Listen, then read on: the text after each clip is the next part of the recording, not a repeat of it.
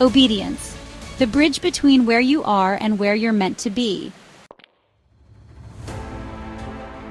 Obedience is what stands between us and our breakthrough, our healing, our purpose, our destiny.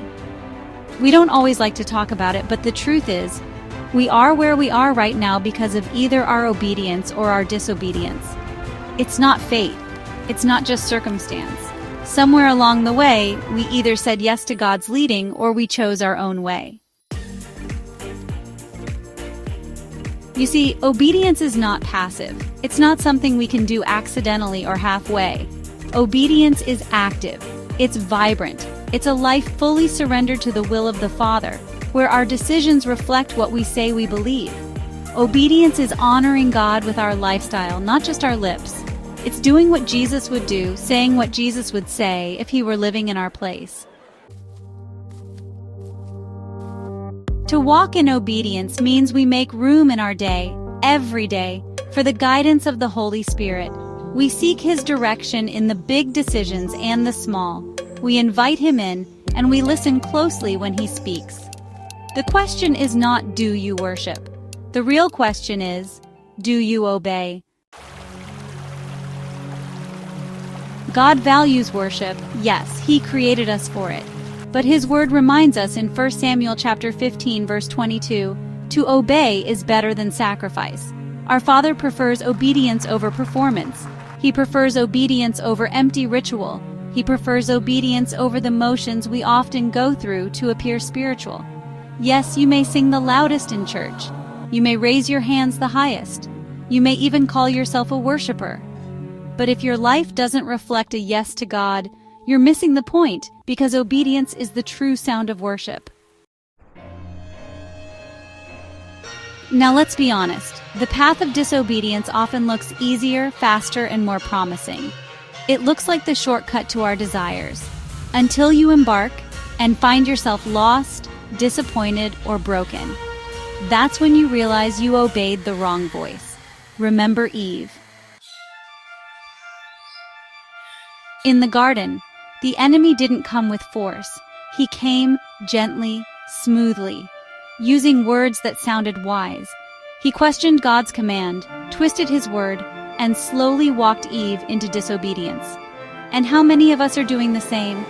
We know what God said, but we choose what feels more pleasant, just, or right in our own eyes, and then ask God to bless it.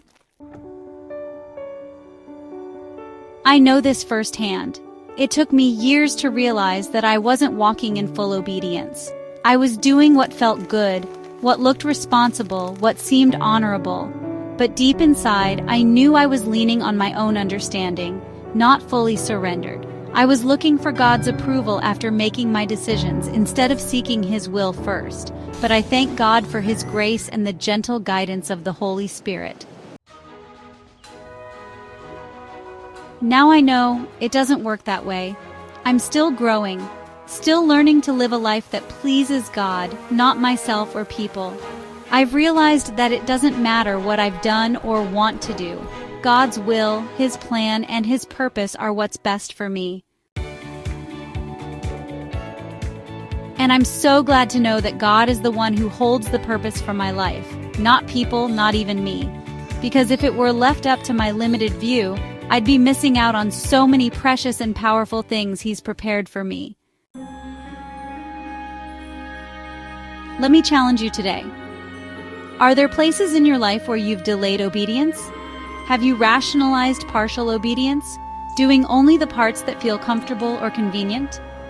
Friend, delayed obedience is still disobedience. Partial obedience is still disobedience. Sometimes the very thing we're praying for, fasting for, even crying out for, is waiting on the other side of our obedience. That closed door, it may be waiting for your surrender to open. That unanswered prayer, it could be waiting for your alignment with God's will. That deep longing, perhaps it's waiting for your submission to his voice. Could it be that God is simply waiting for your yes today? Obedience isn't always easy, but it is always worth it. When we obey, we walk in alignment with God's best. We step into clarity, peace follows us, purpose finds us, and joy overflows, even in challenges. So today, take a moment. Be still. Ask God, is there anything you've asked of me that I haven't yet obeyed? Then ask for the grace to do it. Because the sooner we say yes, the sooner we walk into what God has already prepared. We are where we are because of either our obedience or our disobedience. Let today be the turning point. Because your obedience isn't just about you, it's tied to your legacy. And when you choose obedience, don't look back, look ahead. Your yes could unlock not only your success, but also someone else's freedom. Your obedience could change your life, and at the same time, transform a generation. Look around. Think it through. Just take a moment to reflect on where you are right now. Is it the result of your obedience to God or your disobedience? If it's obedience, I rejoice with you. But if disobedience is what's standing between you and your next level, know this. You have the power to turn it around with a simple yes to God. Just one shift toward obedience, and watch what God will do.